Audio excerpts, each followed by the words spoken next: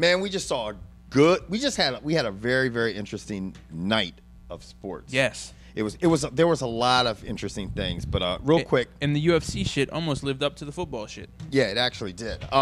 Real quick, if you guys don't know, you guys have to start following us on Twitter. For all the people that do not follow us on Twitter, you can hit George at Uncut Sports Show, and you can hit me up at Kevin White Uncut. To this day, Jimmy still does not have a Twitter account because he sucks. Speaking of Jimmy was in quite a mood when he came into the house today. It was quite stanky. Yeah, he was like mad as shit. A little upset. He was getting mad at me because I was not pronouncing names right. He was like, obviously Jimmy hasn't watched the show enough either. He was like, the UFC is not moving through this shit quick enough. They need to take. It was just their production. I mean, I'm not.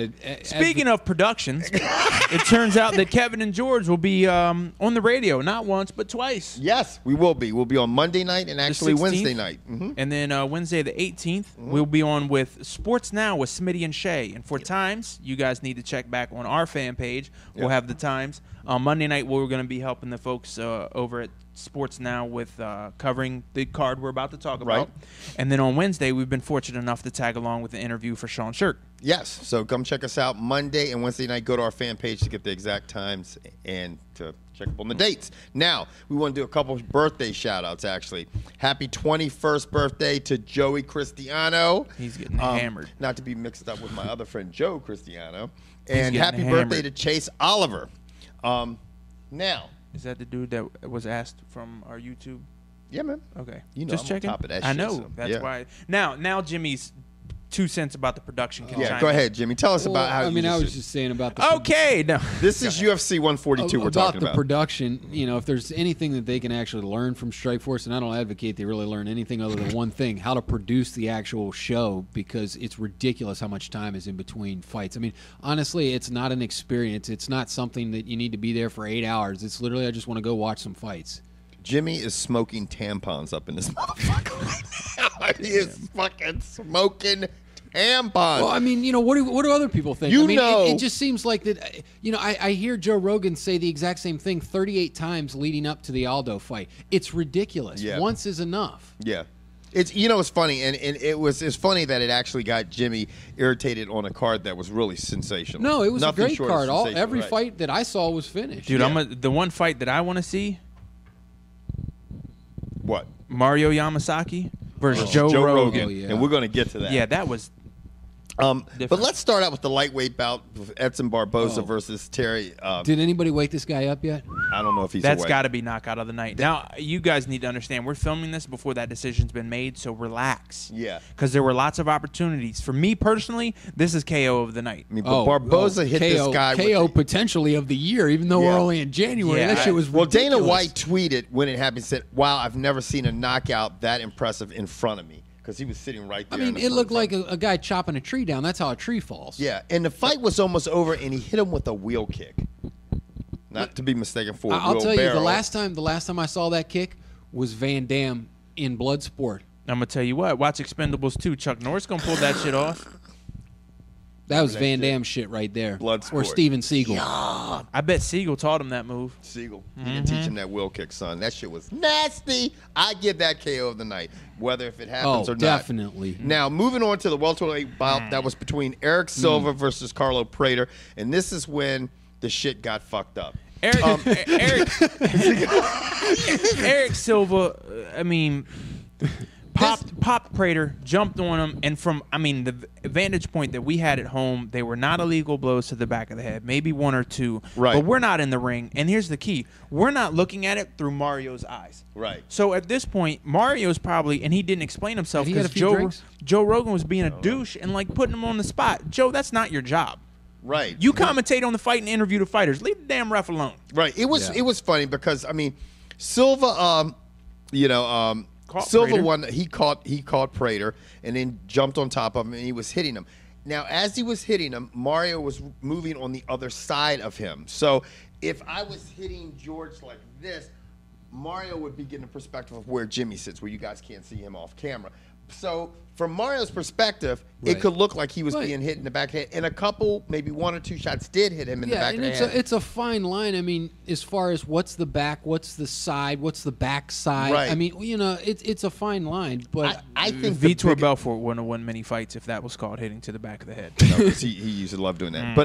But the thing is that I think what made Mario jumped in, and the guy, obviously Silva did not hear him, and he threw a couple more shots as he was trying to jump in. I think that's where it got fucked up, probably. You know, I'm gonna tell you what. Even if they stopped that fight and gave Prater a chance to get his wits about him, wasn't gonna happen. right. But the problem is that Joe Rogan really put. I've never But he seen turned Rogan the put him. screws to him. Dude. Yeah, I mean, He's being a dick. I've never had anything but respect for Joe Rogan, and he's usually always professional. This was funny one professional. case where he went beyond. I mean, yeah, those were the questions. Of course, we would like to ask the referee, but in the name of professionalism, you can't do that. I mean, that guy's the referee. He shouldn't even be interviewed, for one. Right. Let alone should you disparage him as he's standing there in the ring. Right, yeah. I mean, it's not like you can throw a red flag into we talked about that, into the octagon and say, guys, can you do an instant replay? And that's kind of what was happening while he was interviewing Yamasaki. He basically was saying, look, and I think Mario was like, yeah, you got a point from this vantage point. Right, but from this hindsight's now. always 20/20. Yeah, but I mean, the problem is he Right. can't go back and I change mean, the it. thing And is, Rogan- do you want me to ref the fight in the ring, or do you want me to sit over with the judges and watch a TV screen? Right, exactly. And I think once he did show him it on the big screen, he was like, yeah,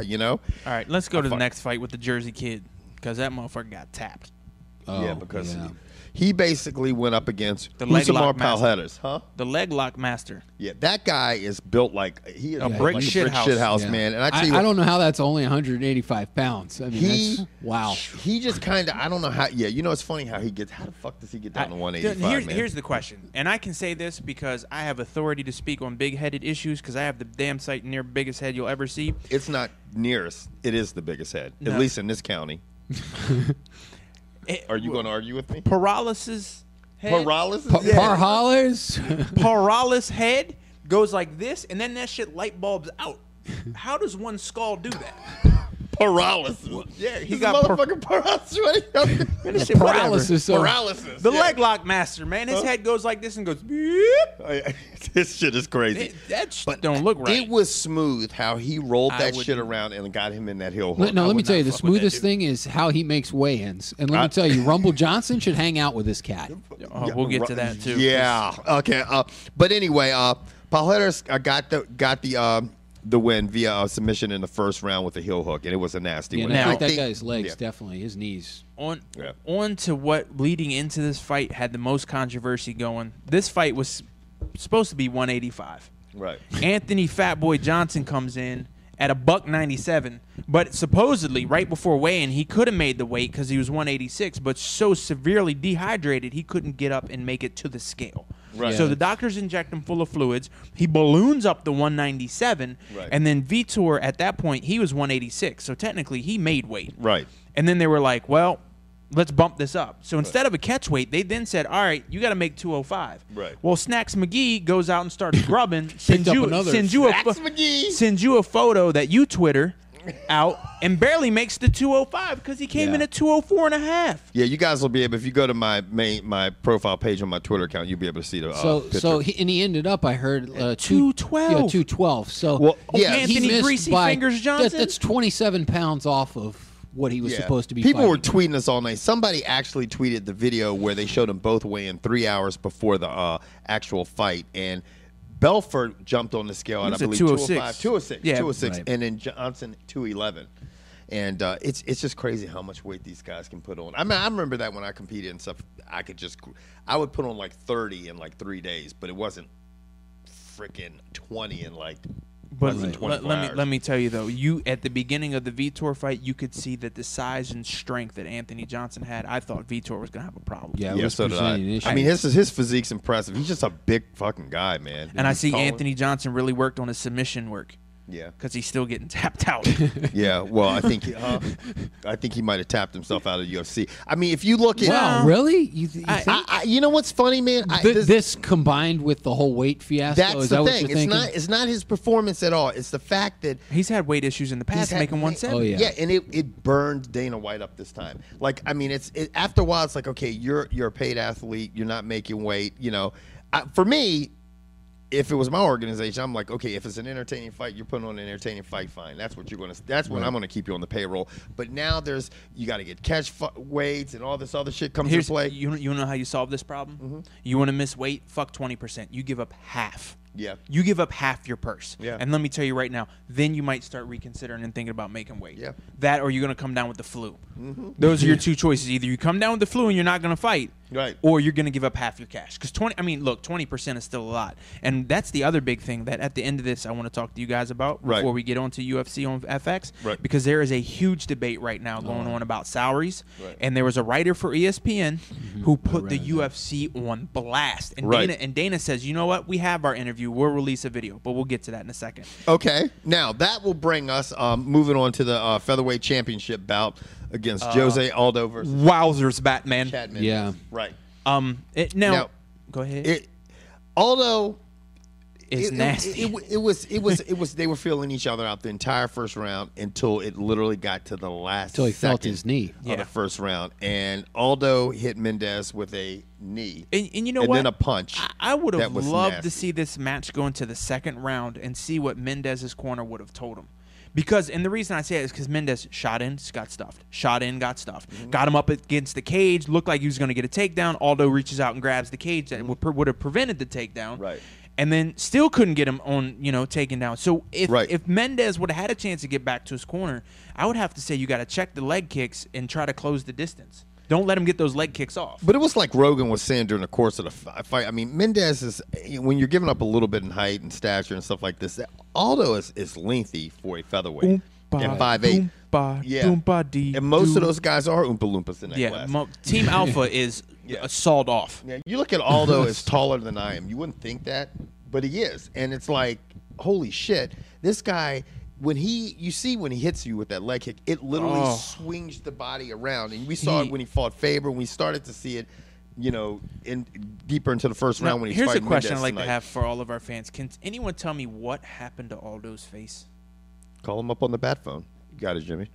Jimmy, I have no idea what happened. What happened to his? I didn't see it. Oh, dude, he's got a hellacious scar right up his face. I It didn't happen in the fight or anything. I want to know where it came from. Yeah. Anyway, No in my opinion, Aldo might be the featherweight champ for a long time to come. Yeah, he could be. I mean, I don't see because anybody out there he's that's going gonna to challenge buzzsaw him. right through Team Alpha Puppy or whatever the fuck y'all are called. Yeah. Alpo Team. I don't. Team Alpo. Yeah, Team Alpo. They need some food, some energy. Here's what's going on. Okay. Let me just give you the quick breakdown because Jimmy already read the article. Okay. The guy went out there and said that basically the UFC is undercutting their fighters. They formed a monopoly, and they're not paying these guys what they should really earn because the list of the top 300 UFC paid guys came out for the past year. Right. Now, I'm sort of in the middle on this one, and in the middle in the sense that if these guys put it this way, if you go out and perform you perform well for the UFC, you get paid.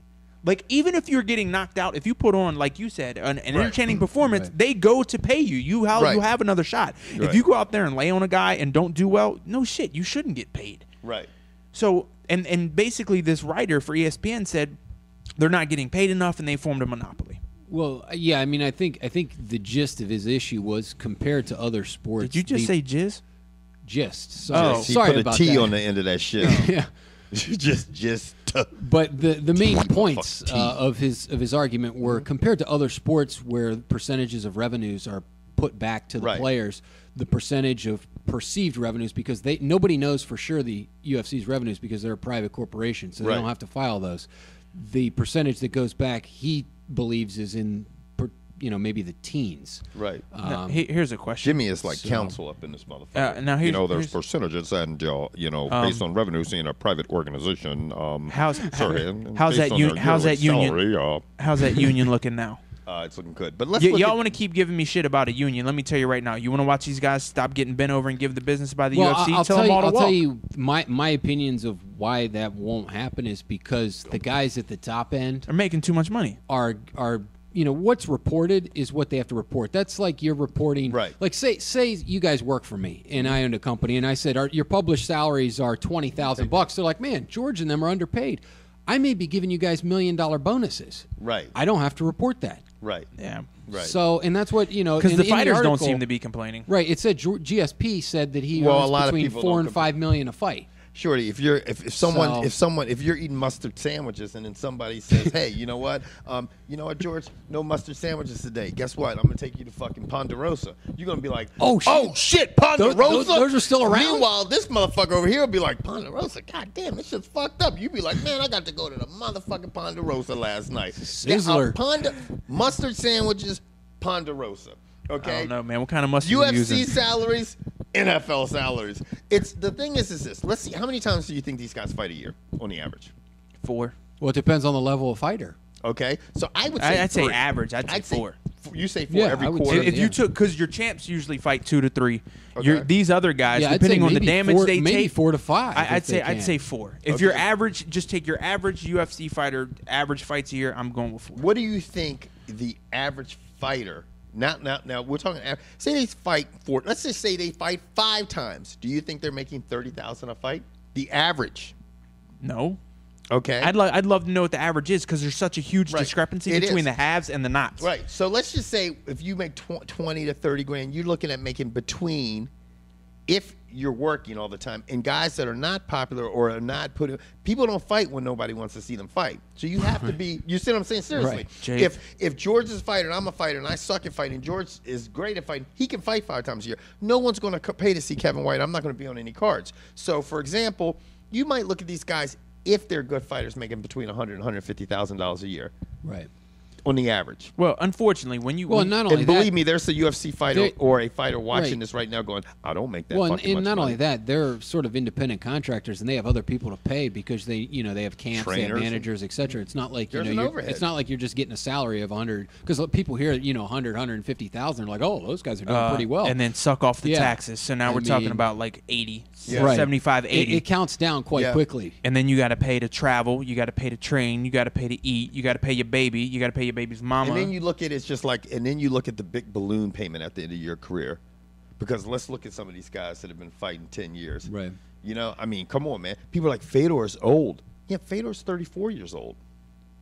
I mean, he's old in MMA, Right. but I mean, this guy's really just beginning his life. Right, and the other thing is what other skills does he have that are to carry on? That Right. You're right. Yeah, Left, he's getting right. paid a lot right now, but Yeah. man, in a It- couple years. well, but Yeah. see, a guy like Fedor has something that a lot of these guys Yeah, don't. he He's has- got a name. Yeah, he he's got throws a his legacy. name up on a gym, and dude, And he'll get a polar bear to especially- come in and train. especially in Russia. It's always a polar bear in Russia, George, isn't it? It's no Dude, internet, let me it's always explain a something to polar you. bear. This Jimmy, is how what's wrong with this uneducated motherfucker? George is. This is what I think about Russia. Marlboros, Levi's jeans, Beatles records, and polar bears. And it is because and George vodka. is ignorant. Yeah. I am ignorant. Yeah, right. I mean, I think a lot of Anyway. people are about what happens in other parts of the world. You know what I'm saying? I Oh am. yeah. Yeah, I mean, because if you haven't traveled the world abroad, you don't know. Oh, Anyway, communism and that dude with the doo-doo stain on his head. Gorbachev. Gorbachev, man. man. Yeah, I know. Just Rasheed relax. Wallace's cousin. Right. Anyway, And then you got Prokhorov, who owns the Nets and who owns most of Russia because he's strip mining the fuck out of that place. He's got his Just trying to 18 get us- billion. Yeah. wow, and a terrible basketball team. Anyway, the UFC on FX is next Saturday. Boo! There's Come on. Yeah, man. Pat don't Barry is don't gonna get- confuse that with the UFC that's coming up on Fox. Right. No, Yeah, not much Fox. Because that's in different 2 show. weeks. Right, take the right. O out. Hey, Yeah. For can we go to orgasmic bouts. takeabreak.com and stop showing a fucking UFC fight every other fucking week? Maybe? Well, now please? they got these contracts, so they're going to Fuck wrap that. up it with FX, and then they got this one. No, they're not going to wrap it up with FX. But No. anywhere it's their debut one with FX. Oh, Now, is it? Oh, for you okay. folks out there who are still doing the pickthefights.com, unlike a gentleman sitting to my right, which would be on your screen left, Jimmy didn't pick because Jimmy was asleep at the switch. Yeah, he was sleeping. It's coming to an end. You have this. You only have 2 more events to finally give away the first shirt. Yeah. Damn. Yeah. So- that's it. And I'll be sending it out. Now, Anyway, talking this, about this event that's yeah, coming we're next look, Saturday. and we're Pat Barry is we- going to can we have do a this, chance Mike? I'm to about to say- totally redeem can, himself. can we do this my way? Okay, we can do it your way. Okay, Pat Barry will be on the card. Fighting Christian Moorcraft. Josh Neer, Dwayne Ludwig, World of Melvin Warcraft? What Gillard, the fuck are you talking about? Jim Miller will be on there. So for all you folks who love the UFC, tune in next week. Now let's get the football.